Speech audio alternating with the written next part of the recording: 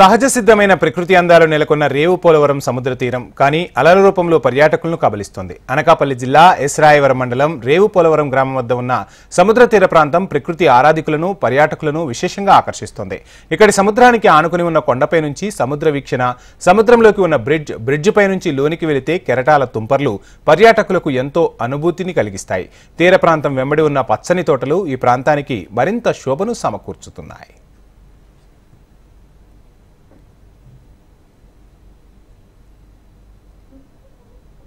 ఇంతటి రమణీయతను పొందుపరుచుకున్న రేవు పోలవరం సముద్ర తీరంలో సేద తీరుతామని ప్రకృతి ఆరాధకులు నిత్యం వచ్చేస్తుంటారు.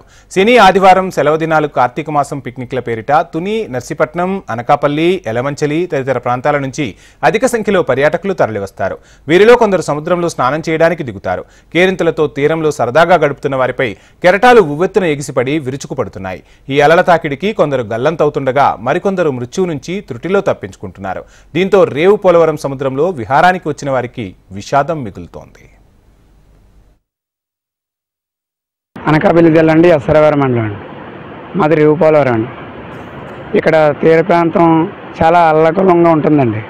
ఇక్కడ అలల తాకుడికి కొండకు దాక్కున్నట్టు నీరు కూడా వచ్చి జనాలు కూడా స్నానం చేసే జనాలంతా స్నానం చేయడానికి వస్తున్నారండి. వాళ్ళ పిల్లలతో వాటితో వస్తున్నారండి. ఎవరు చెప్పినా వాళ్ళు వినరు.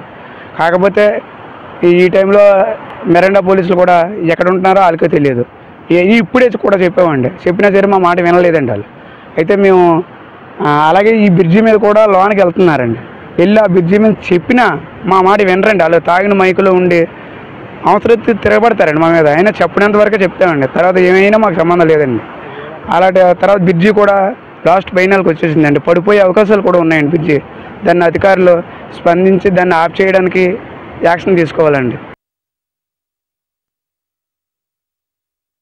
నా పేరు రాజు అండి. నేను రాజమండ్రి పక్కన కడియం గ్రామం నుంచి వచ్చాం. ఇక్కడ లొకేషన్ అయితే చాలా బాగుంటుంది. ఎప్పుడు కూడా మేము వస్తాం, ఎవ్రీ 6 monthsకి ఒకసారి వస్తాం.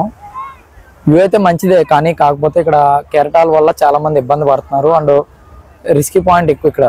మెయిన్ ఇక్కడ పోలీసులు కూడా లిమిట్గా ఉంటున్నారు. డైలీ మినిమం డ్యూటీ చేసుకొని ఇక్కడ లేడీస్కి మెయిన్ ఇబ్బంది చాలా ఎక్కువ ఉంది. ఇక్కడ సండే ఎక్కువ వస్తారు ఇక్కడ జనానికి. ఇక్కడ వచ్చి ఇక్కడ చిన్న ఏదైనా టేబుల్ వేసి ఓ పక్కన లేడీస్కి కూర్చోవడానికి, అండ్ బెంచీలు, అండ్ లేడీస్కి డ్రెస్సింగ్ మార్చుకోవడానికి ఏమన్నా చిన్నది షెడ్ లాంటిది ఏర్పాటు చేస్తే ఇక్కడ చాలా బాగుంటుంది. అండ్ ఇంకోటి ఏంటంటే బీచ్ లోనికి జనం ఎక్కువ వెళ్ళకూడదు. ఆ బ్రిడ్జి వల్ల ఇక్కడ కెరటాలు గట్టిగా వస్తాయి. దానివల్ల ఇక్కడ చాలా మంది చనిపోయే అవకాశాలు చాలా ఉన్నాయి. ఎందుకంటే చాలా మంది చనిపోతున్నారు కూడా. తమ కళ్ళెదురుగానే కుటుంబ సభ్యులు, స్నేహితులను కెరటాలు కబలిస్తుంటే నిస్సహాయులుగా చూస్తూ ఉండిపోతున్నారు పర్యాటకులు. కొండ పక్కనే సముద్రం ఒడ్డున ఉన్న రాళ్లపై నిల్చుని అలలను ఆస్వాదిస్తున్న వారు కళ్లు మూసి తెరిచేలోపు భారీ కెరటాల తాకిడికి సముద్రపు నీటిలో పడిపోయి గల్లంతవుతున్నారు. కొందరు సురక్షితంగా ప్రాణాలతో బయటపడుతున్నారు. గడిచిన 2 నెలల కాలంలో ఇక్కడ 4 మృత్యువాత పడ్డారు.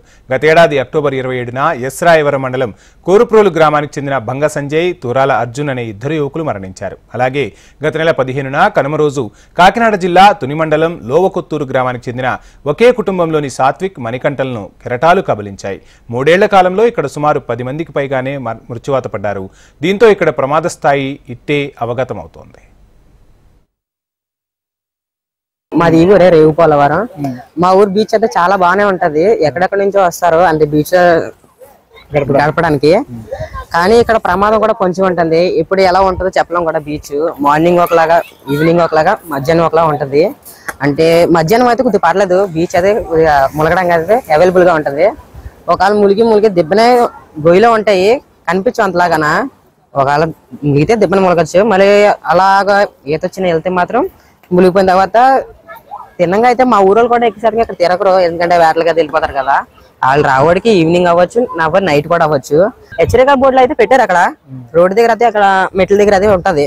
మరి తెలియదు కదా, చాలా మంది చూడరు. ఇక్కడ ఉంటది, మళ్ళీ అవతల పక్క కూడా పెట్టారు బోర్డులు అయితే.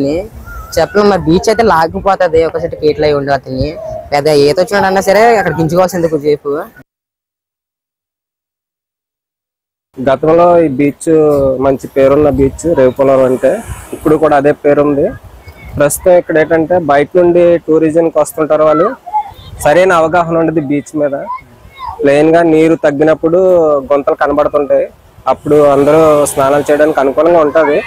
నీరు ఎక్కేటప్పటికి వచ్చేసరికి ఆ గుంతలు కనబడవు. వీళ్ళకి తెలియదు, వచ్చిన వాళ్ళు బయట నుండి వచ్చిన వాళ్ళకి ఎవరికి అవగాహన ఉండదు. మామూలుగా ప్లెయిన్ గా ఉంది కదా అనేసి దిగేస్తారు. కెరటాల మీద అవగాహన ఉన్న వ్యక్తి అయితే కొద్దిగా బయటకు రావడానికి అవగాహన ఉంటుంది. అలా కాకుండా వీళ్ళు వేరేం చేస్తారంటే మామూలుగా దిగేస్తారు, గుంతలు అవి చూసుకోకుండా దిగేస్తారు. దిగిన దాన్ని బట్టి వాళ్ళు గుంతల్లో పడిపోయారంటే మాక్సిమం లోపలికి వెళ్ళిపోయినట్టే, కెరటాలు లాక్కి వెళ్ళిపోతాయి. ఇంత జరుగుతున్నా గస్తీ నిర్వహించాల్సిన మెరైన్ పోలీసులు నిర్లక్ష్యంగా వ్యవహరిస్తున్నారనే విమర్శలు సర్వత్రా వినిపిస్తున్నాయి. ప్రమాదకరమైన ప్రదేశాల్లో పర్యాటకులు సముద్రంలోకి దిగకుండా కట్టడి చేయాల్సిన మెరైన్ పోలీసులు కానరావడం లేదు. అలాగే పర్యాటకులకు ప్రమాదం గురించి అవగాహన కల్పించే హెచ్చరిక బోర్డులు మాత్రం తూతుమంత్రంగానే ఉన్నాయి. పర్యావరణంతో వస్తున్న పలు మార్పుల వలన తీరం కోతకు గురవడం, కట్టడి చేయాల్సిన పోలీసులు లేకపోవడం, హెచ్చరిక బోర్డులు సరిగా కనిపించకపోవడం తదితర కారణాలతో ఈ ప్రాంతంపై అవగాహన లేని పర్యాటకులు అలల తాకిడికి గురై చనిపోతున్నారు. రేవు పోలవరం తీరం నుంచి పెంటకోట తీరం వరకు సుమారు 20 కిలోమీటర్ల నిడివిగల సముద్ర తీరంలో గస్తీ కోసం మెరైన్ పిఎస్ ని ఏర్పాటు చేసి సిబ్బందిని నియమించినప్పటికీ తమ విధులను తూతుమంత్రంగా నిర్వర్తిస్తున్నారు.